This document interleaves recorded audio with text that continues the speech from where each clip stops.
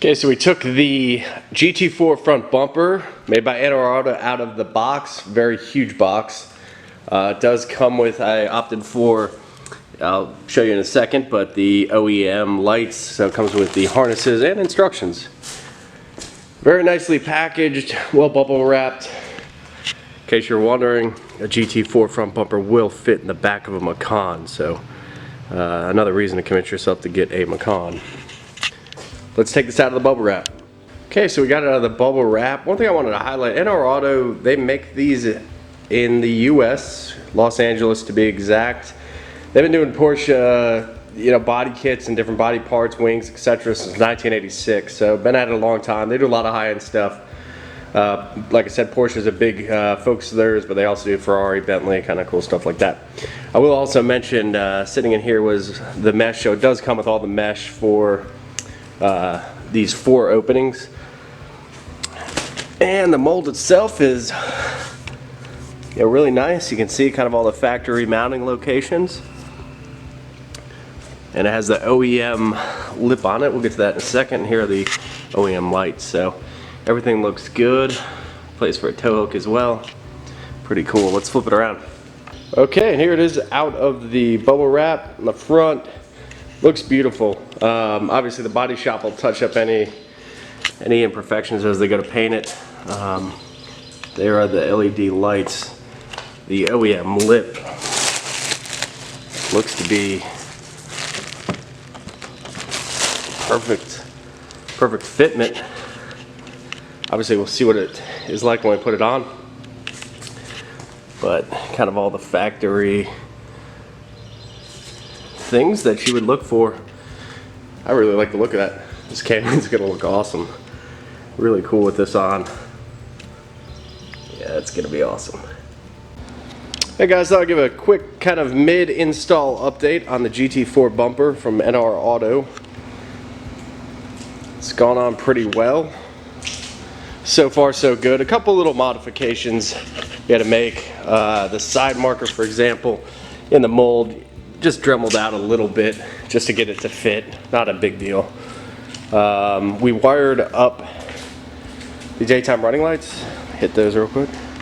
So they're fully functional. They look awesome. That's really cool. The electronics work. You just had to basically snip the OEM harness and just solder it up, and we'll show pictures here what that looks like.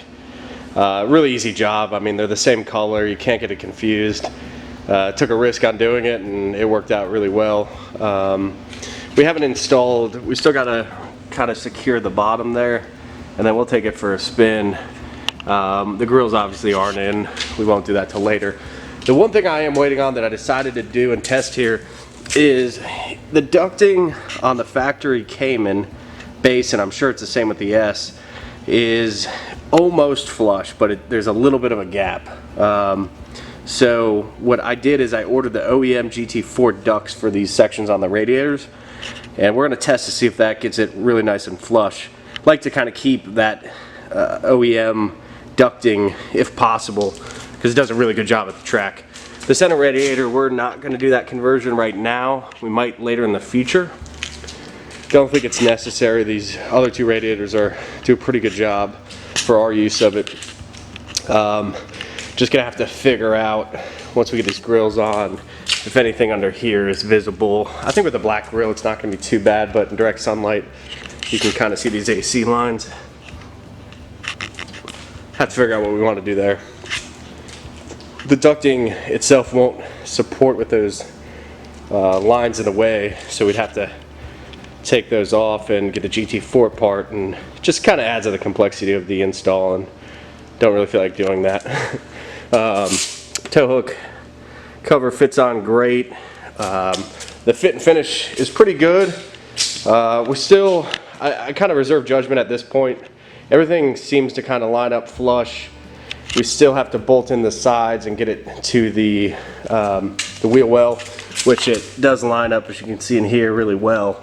I'll wait till we have the finished product to really give a comment on the fit and finish, but so far so good. I mean, a little bit, it is fiberglass part, so they're making off a mold. There's probably potentially a few little adjustments you'll have to make nothing big. We just use a Dremel tool with a little drill bit on it to kind of round out the areas on the side markers that we needed to get them to sit flush. Pop those lights on again. They just look awesome. Really love the look of it. And that's gonna be a really awesome looking car. Even with that white bumper on there, it looks great, I think. So more impressions to come. Just wanted to show kind of a mid install update. I didn't want to kind of chronologue everything.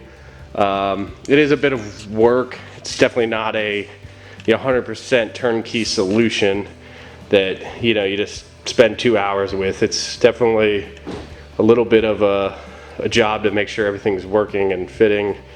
This is our first time doing this on this car too, so hopefully we can share some things with you that'll help make the install a little smoother and quicker.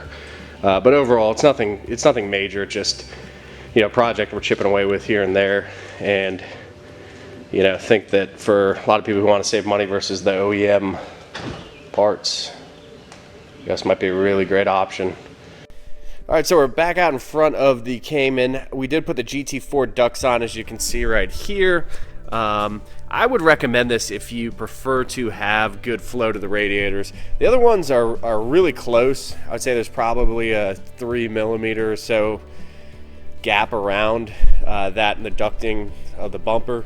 For a lot of people, I feel like it'll work fine, but if you track your car or if you just want that OEM look, I would definitely recommend getting the GT4 ducts. I believe they were about $55-60 a piece. So there's the left and here's the right. But it looks a lot better, a lot more flush. The bumper fits on great. We'll show you some pictures here. Overall, it's been a pretty easy install. Let me show you one more thing, one more modification we made. So these plastic pieces right here, the fiberglass mold was a little thicker, so I just went in with the Dremel and just kind of sawed a little bit of the material down. These pop off with these two Torx bit screws, so easy to do. It took me about 3 minutes or so. I figured it being a cheap part, might as well just try it out. But it worked out good. The fiberglass go in there. Now it fits flush. All the lighting works. We're going to break this into 2-part series. One was just kind of more the unboxing and install process. Everything lines up well, so I believe we're going to take it off to get painted and throw it on. I don't think we're going to make any more modifications to it. The AC lines, like I said in clip before, we're looking to see maybe we might try to darken those up a little bit just so they don't show through the top grill. We'll put all the grills on, obviously, after we get it painted. One thing I will note is at the bottom here, the way that mold fits on, it can go over, which I think is the intention of the mold in the factory, or it can go under. I apologize. Under is the intention of the factory. That leaves a little bit of a gap here, a very small one, but if you do track your car, especially at very high speeds, that would be something I would try to just look into a rear wing spoiler or a splitter to just create a little more downforce at the front, because that'll probably create a tad bit of lift.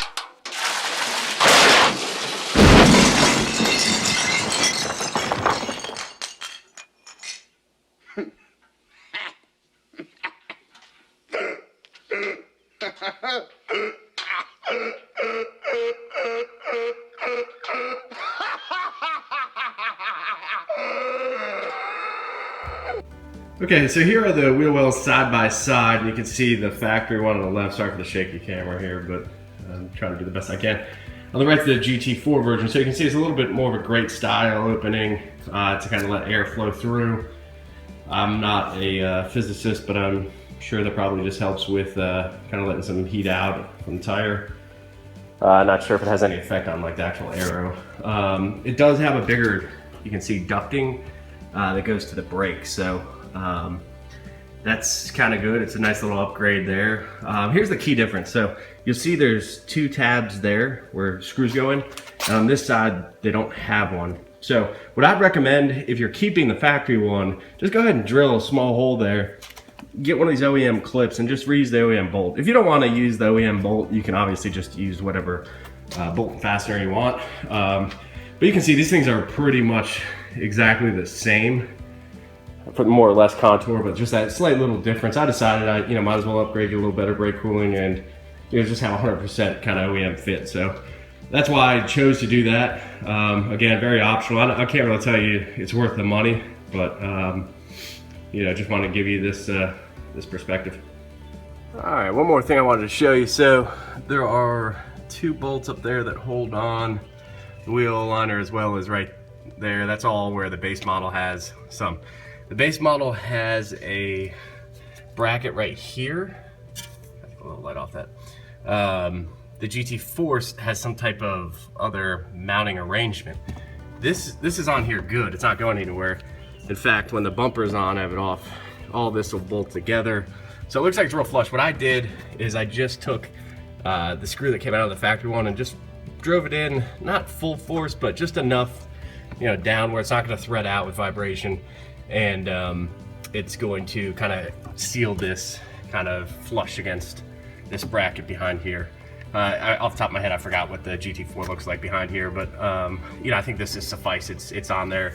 It's once the bumper's on, this will seal up, but that goes over the radiator ducting, and let's air out the back end. So just a little trick right there, a little, you know, ghetto rig, I guess we had to do, but I think that's good. It's flush, it's sitting good, so that's what I would do.